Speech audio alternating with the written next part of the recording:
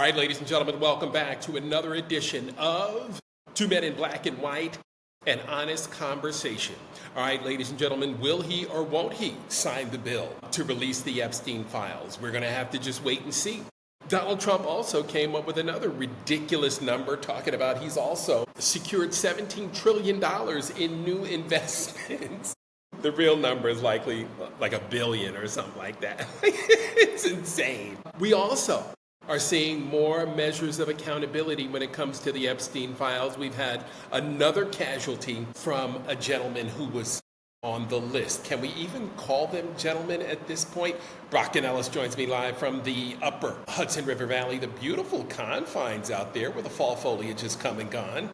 But, you know, there's always next year. Brock, let's get right into it. Is he going to sign this bill, or is he just going to play games? He's certainly not going to rush to sign it, right? Because every day that it doesn't happen, potentially coming out as a day in his favor. It's kind of a weird conundrum for him, right? Because if he signs it, then he kind of gives up a little bit of power. If he doesn't sign it, and then Congress overrides his kind of pocket veto, then it's a little bit of an embarrassment for him. So I think in the end, he signs it at the last, 10 days in. And once he's totally assured that Bondi will dive on grenades before she will release these tapes.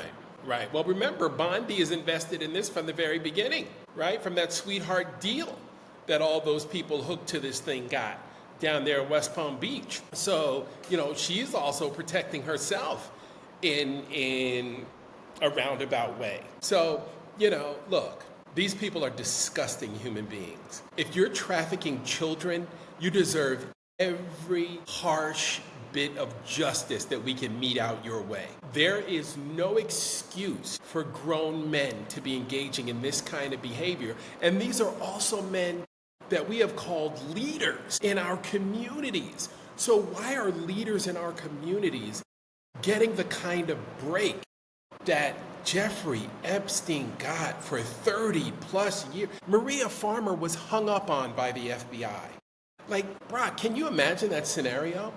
Like, hey, I was molested and trafficked by this, well-to-do guy in Florida. Yeah. This is like a 10 times the Me Too movement type of scenario, right? Yes. It's like, talk about people not being heard, because it's underage girls, right? So it's even more egregious, right? And just no voice, no one listening, no one cared. So yeah, I guess Lawrence Summers at Harvard is going to get, has kind of gotten, kicked off a board, and now Harvard's going to investigate.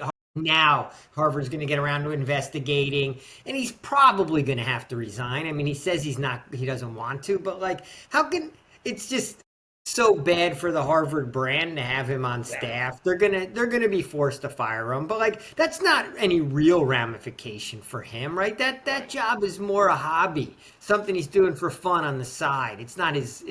So, but okay, it's a bit of a casualty on that front. But yeah, Bondi. Imagine we could see Bondi's finances. How much money you think's been funneled to her over the years to keep Epstein and Trump out of trouble, right? I mean, you don't do this cover-up shit for nothing. And right. I mean, obviously, she's now been rewarded with a great job, but there's no doubt that she's been paid off along the way. What else did Epstein have to offer her to keep? The thing about it, Brock, she's a hyena. Watching her on Capitol Hill, take pot shots at Democratic lawmakers was just a joke. You're not a professional. It may be even question your professional gravitas even more. I don't have any faith in her upholding the law. I don't have any faith in her handing out justice. Pam Bondi is going to go to jail. She will go to jail as soon as if ever the Democrats take power again in this country, Pam Bondi will be investigated and go to jail. And I guess she's making the bet that that's never going to happen. So she's going to try every trick in the book to keep Trump in power, and therefore she's either going to doctor the evidence, which I'm, it's going to be hard to do, right? Right. And or Because just remember, block it.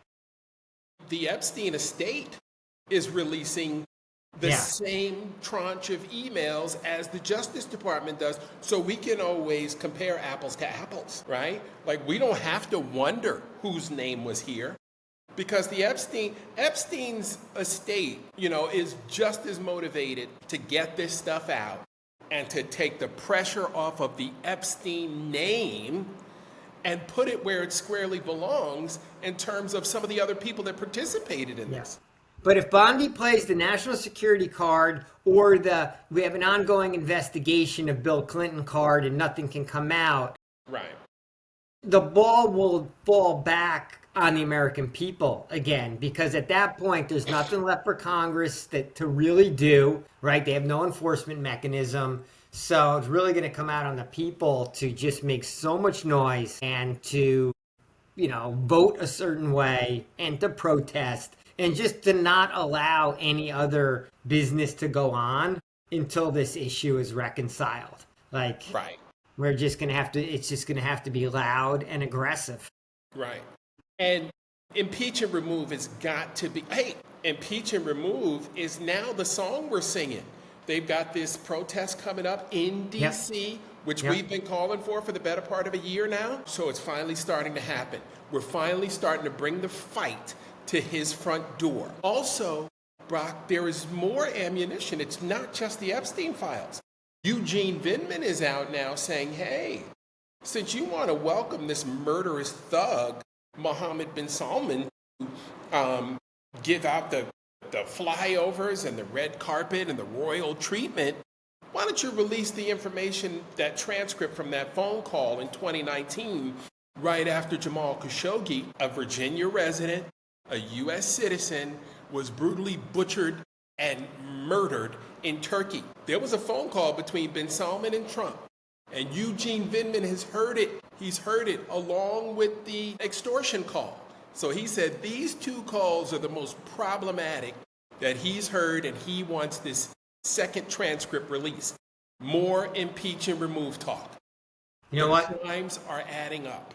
How come that transcript didn't come out during the Biden administration? Is it national security? Was it not allowed to be disclosed? It sounds like it's allowed to be disclosed if Vindman's calling for it. But why was this shit swept under the rug when there was an opportunity to expose Trump for the treasonous and corrupt behavior of his first administration? Why was the game played in such a soft way, right? From Garland on through to Biden. Why did we soft pedal how fucking disastrous Trump was in his first term and the insurrection? Why was he protected? If there's this phone call with a transcript that's so problematic for Trump, I think it's absolute bullshit that we're just hearing about it now. Yep. I hadn't heard that Vindman was calling for this, so this is my initial reaction to hearing this news, and I'm just like, what the fuck? Right. So cordial, so norm, so you don't kick sand on an old president, this and that. Meanwhile, he was out, fucking storming the Capitol. Right. And we know, I'm going to go ahead and say it, Biden and Garland were not ready for the moment. They were not the people that needed to be in those positions, because look what we've got. Because they didn't do what they needed to do, what they were charged with doing for the American people, we're right back in a worse. But look at our economy. Look at our societal decay. Look at the rot from the inside out that's come with this, 11 months, 10 months of a Trump presidency, and we still got 3 years and a couple of months to go? Are you fucking kidding me? This is squarely on the backs of Garland and Biden for not doing everything that was legally allowable under the law to these frickin' mutts and these traitors and treasonous fools. So yeah, I mean, it's we know where the onus lies. It was Biden and Garland. Very, Biden, was he too old? Was he too much a function of the system and wanting to play by certain protocols and norms, and almost too much respect for the system right there. And Garland just so worried. Well, first of all, he was the wrong guy. He had the background of being like a Republican background. So was he ever going to have the teeth to really go after that side? But also, once again, so worried that it would look like, the president was dictating the investigation and not letting it look like a partisan, that we just played so soft. I mean, such a lesson learned, unfortunately, a harsh lesson learned, that the Dems can never play that soft again, which is why I'm impressed with what Ro Khanna has done by leading this charge. Like, this doesn't happen without Ro Khanna and Thomas Massie, who I give credit to. But they just decided to pick up this ball and they hammered it home, and they won public sentiment. And now the Epstein files are in motion and have been the top story in the country for a couple of months now. So they haven't won the war yet, but they've won a lot of battles along the way, and they proved that Donald Trump can be bullied back, which is really almost as important as anything else that's come out of this recent scenario. The problem was Garland and Biden kind of played the game in old school style and way too soft. Yep. The good news coming out of it, if there's anything, is across the board, Democrats now are one by one fighting battles everywhere in every corner. I mean, I saw Jason Crow go at it on Fox News today about like the military and, just going 2.5 minutes of going at like Martha McCallum, I think it was, on the other side, right? Mark Elias, wins a big battle in the Texas redistricting. It'll get appealed, but those are big wins and good fights. But you see Dan Goldman and you see Ro Khanna and Swalwell, and Ted Lieu was out saying something the other day, like just almost like player by player, the fight is coming out everywhere, every time. The only outlier I see is the Senate. The Senate still seems to feel like a lot of them are above the fray, and they're still sort of like, think that they're a part of an America that does not exist right now, but they still think that that's going on. You just don't get the same fight out of, Chuck Schumer's army, right? And that's why it's led by... The fact that they haven't unseated him is just a message enough to the rest of us that they're not serious yet. Right.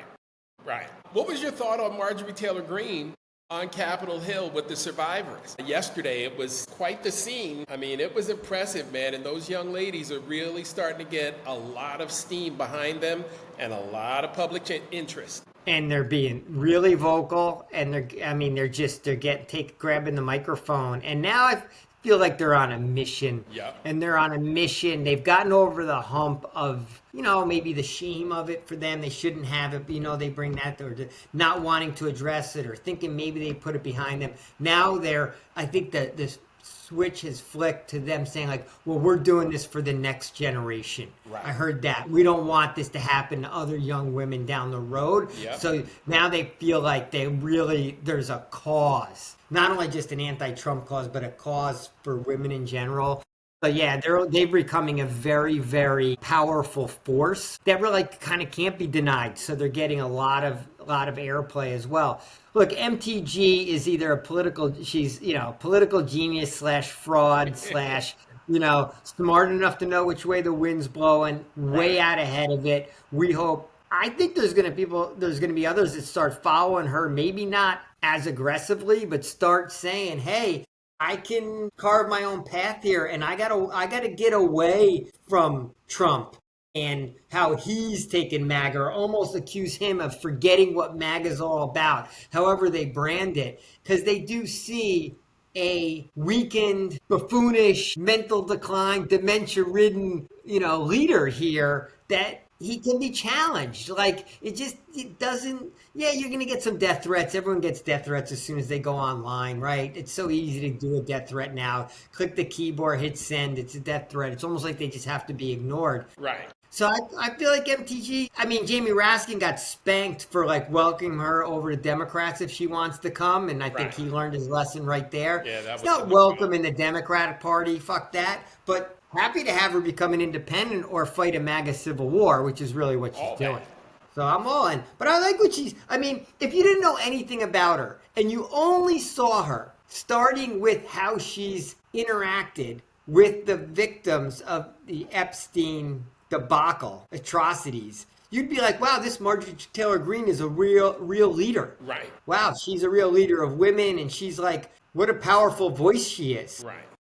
You'd think she was great. But unfortunately, we know her history and know, like, kind of, she might just be an opportunist. Exactly, and I think that's closer to the truth. That's what she's been most of her adult life, and I can't get rid of the image of her chasing David Hogg down the street after this young man has gone through the tragedy of a school shooting, and she's berating him in on the mall in Washington, D.C. I mean, I'll never forget that image.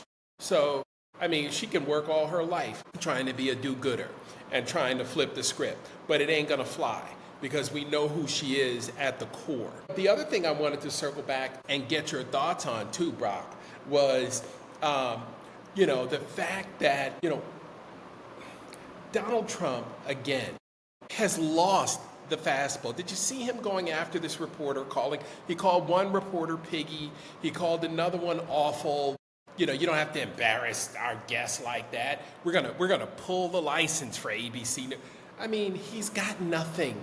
He's got nothing in the tank, and he's got nothing that he can pull up to make people say, "Whoa!" I mean, it's just it's like buffoonery from the president. Yeah, it was embarrassing. The one in the White House, particularly, those were some great questions for Ben Salmon. Like, hey, Yes. how about the fact that this guy basically was a murderer? Right. I mean, she asked some aggressive questions, and he was like, some people didn't like Khashoggi, as if that was a death sentence, right? Because if you're a person that has some people that don't like you, means you should get carved up with a bone saw and then thrown in acid and poured down the drain, right?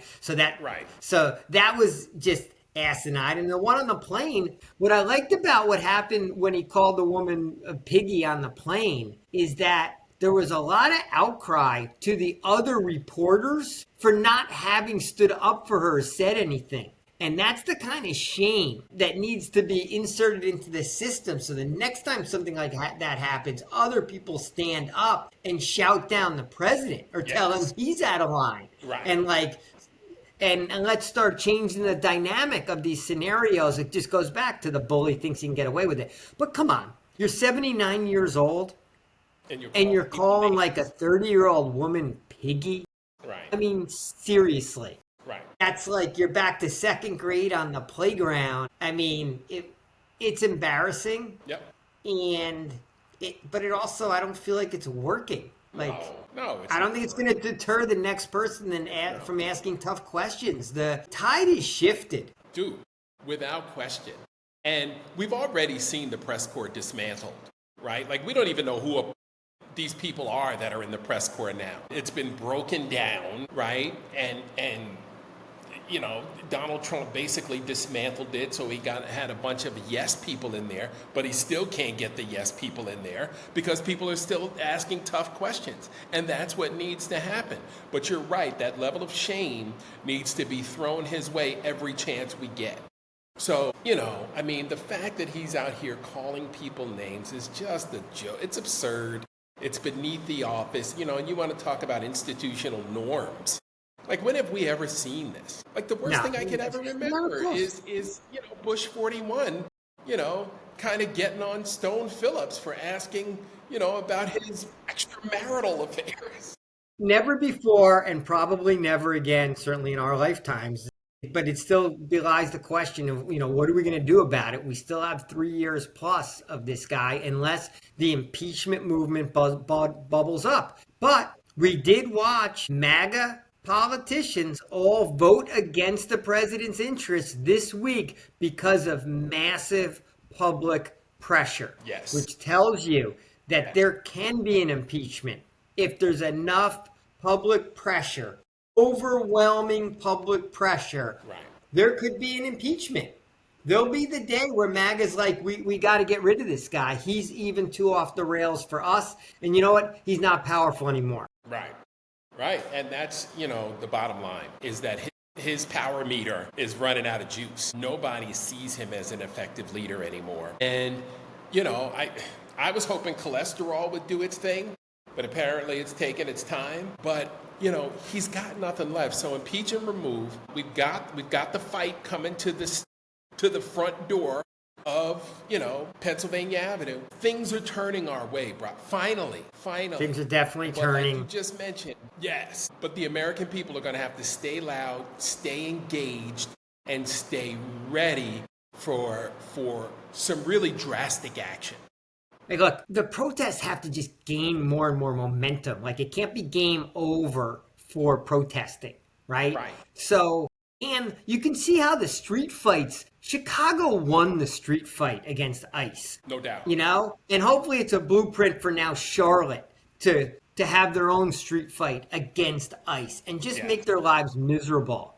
And Mondani's already has the teeing up for the fight in New York. Right. And I can't wait for ICE to come to New York because we need to push this to conflict in order to push it over the edge, right? We can't slow play this. Right. On the electoral side, we got to go win in Tennessee, right? That's big in 2 weeks. Kamala was in Tennessee yesterday. David Hogg is there. Yes.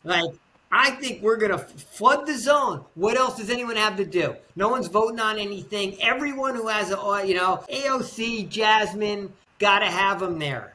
Got to get out every possible vote and get any independent and just see if that's enough to turn a plus 22 Trump district. Because that would even be bigger than winning like New Jersey and Virginia governorships. You take a plus 22 district in Tennessee, part of the South, you're changing the whole dynamic, and you're showing Congress, House and Senate, that nothing's not in play. Right. We Every single seat is then in play. And that's going to get more of them scurrying to distance themselves from Trump. So we need it on the streets and we need it in the election booth. And you combine those two and keep that momentum going. And Trump's just going to get weaker and weaker every day. And we know he's getting older and slower every day. So he can't fight back. I think I lost you here again, Mark. Can you hear me? Yeah, bro. Yeah, we might have to wrap up quick. Yeah, your connection's lousy. Like Wi-Fi doesn't even work anymore. Airlines don't work. Well, I was going to give you my quick hit. You may not have seen Home Depot numbers sucked. Target numbers sucked. So more and more of these retailers that are on the MAGA side of the ledger in particular feeling the pinch, which is both, I think, some protests, but also just some flat out economics of, basically a consumer base that's stretched and hurting and can't spend in the same way. Yeah. But it does lead us to the big blackout, which I hope we have huge success numbers on. Yes, sir. Lack of spending. I mean, and let's just make sure we throw Starbucks in the mix, right? If they're not going to pay their baristas and be anti-union, I mean, it's the decline in the union movement. It's been another major factor in why we have so much income inequality. Yep. I mean, the way the left has to think really pro-union, and if you're thinking that way, you have to be in support of workers that are willing to, to go on strike and take the economic pain. So, live without your Starbucks. Go to a local coffee shop. Go to the bodega on the corner, or go to the guy with the cart on the corner. Yep. Starbucks coffee ain't that fucking good. I mean, let's face it. It ain't that good. It ain't good enough. Ain't that good. Yeah, to suffer the kind of misery that the American worker is suffering behind right now. So, all right, buddy, let's stay loud and proud. Let's get this thing edited and get it up in space so we can continue the fight. It's starting to turn our way, buddy. Some signs of life. Some signs of life. All right, good stuff, Mark. Always a pleasure. I'll talk to you tomorrow. All right, Brody. Sounds good. Peace.